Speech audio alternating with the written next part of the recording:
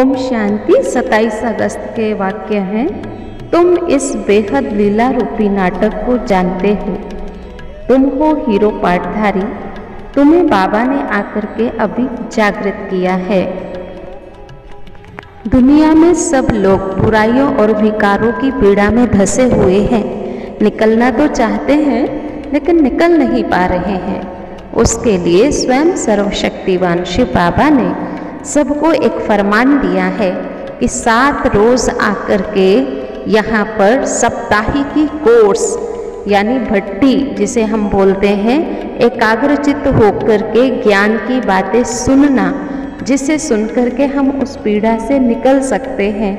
क्योंकि यहाँ बताया ही जाता है कि विकारों से हम दुखी हुए हैं और विकारों को छोड़ने की युक्ति क्या है, फिर हम सदा के लिए सुखी हो जाते हैं। पर यह साप्ताहिक यानी 7 दिन का कोर्स करना पड़ेगा। 7 दिन व्यक्तिगत जब अटेंड किया जाता है तो आंतरिक बुराइयां जो है वो प्रभु के आगे हम अर्पण करने में सक्षम बनते हैं। परमात्मा का परिचय मिलता है, हमारी पहचान मिलती है। गीत है ओम नमो शिवाय। सारी दुनिया कुंभकर्ण की नींद सोई पड़ी है, परमात्मा ने आकर के हमें जगाया है। अज्ञानता का अंधियारा तो बहुत है, परमात्मा आकर के ज्ञान की रोशनी करते हैं। यही तो है प्रभु लीला। अब परमात्मा कहते तुम आत्माएं बाप से मिली हो, बाप ने तुम्हें जागृत किया है। इसमें मुख्य एक्टर, डायरेक्टर, क्रिएटर कौन, ये तुम जान गए हो, तो तुम दूसरों को भी ये सारी बातें समझाओ। देखो, ड्रामा देखने जाएंगे तो पहले उसके आदि मध्य अंत सारा देखेंगे और बुद्धि में रहेगा हमने ये देखा। फिर भी चाहना होगी देखने की तो देख सकते हैं।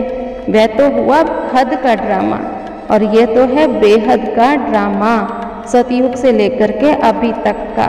इसको भी जानना जरूरी हो जाता है। इस ड्रामा में हम रोल प्ले करते करते विकारों के रोगी बन गए, बहुत पीड़ा हो रही है। अब ये विकारों की पीड़ा को खत्म करने के लिए शिव बाबा आए हैं। बाबा ने आकर के राजस्व अश्वमेध अर्थात ये यज्ञ रचा है, जिस यज्ञ में हमने अपनी बुराइयों को स्वाहा करना है। परमात्मा का बनकर के हम उत्तम श्रेष्ठाचारी बनते हैं। हम शिव बाबा को याद करते करते बहुत ऊंच बन जाते, गोल्डन एज बन जाते। तो खुशी का पारा चढ़ना चाहिए ना। खुशी का पारा कभी चढ़ जाता है, कभी नीचे उतर आता है, कभी बिल्कुल ही तमो प्रधान बन पड़ते हैं। अब शिव बाबा समझाते हैं, माया तो घड़ी घड़ी भुला देती है, तुम्हारी है ही माया के साथ युद्ध। माया के वश में भी बहुत हो जाते हैं। बाबा कहे सच्चे दिल पर साहेब राजी। कितनी अबलाओं पर बाबा की याद पहुंचती है, सच्चे दिल से याद करती हैं। बाकी बाबा जो सतयुगी दुनिया बना रहा है वो 100% रिलीजियस, राइटियस, लॉफुल, सॉल्वेंट, डिटी गवर्नमेंट है। उसके लिए ही हमें मेहनत करनी चाहिए। कई बच्चे बड़े अच्छे चल रहे होते हैं लेकिन चलते चलते ग्रहचारी बैठ जाती।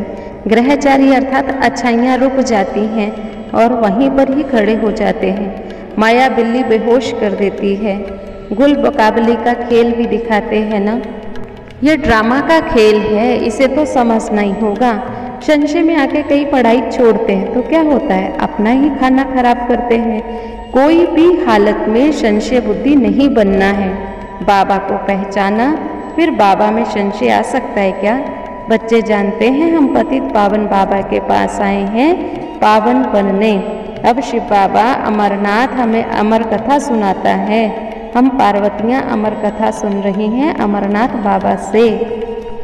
सच्चे दिल से बाबा को याद करते रहो और अपनी स्थिति का टेम्परेचर चेक करते रहो। वरदान है, संतुष्टता के खजाने द्वारा हद की इच्छाओं को समाप्त करने वाले सदा संतुष्ट मनी भव।